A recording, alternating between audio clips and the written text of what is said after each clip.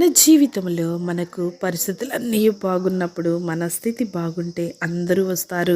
మా స్నేహితులు, మా బంధువులు అని అందరితోనూ చెప్పుకుంటారు. అదే మన పరిస్థితి చితికిపోతే మన మొహం కూడా చూడరు. మనం ఇటు నుంచి వస్తే వాళ్ళు అటు నుండి వెళ్ళిపోతూ ఉంటారు. అవునా కదా?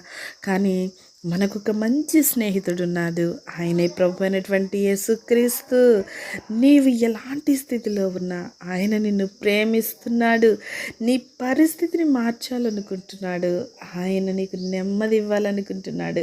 నువ్వు చేయాల్సిందల్లా ఒక్కటే, ఆయన ఎదుకు వెళ్ళి ప్రభువా నన్ను క్షమించు, తెలిసి తెలియక చేసిన నా పాపాలను దయతో క్షమించు అని అడుగు. మనుషులైతే మన తప్పులను గుర్తు చేస్తూ రాబందుల్లా పీకు తింటారు, కానీ నా క్రీస్తు నీ దయనీయ స్థితిని చూస్తున్నాడు. ఆయన నీకు చెయ్యి అందిస్తాడు, నీ పరిస్థితిని మారుస్తాడు. ఇది సత్యం, ఎందుకంటే ఆయనే సత్యం కాబట్టి.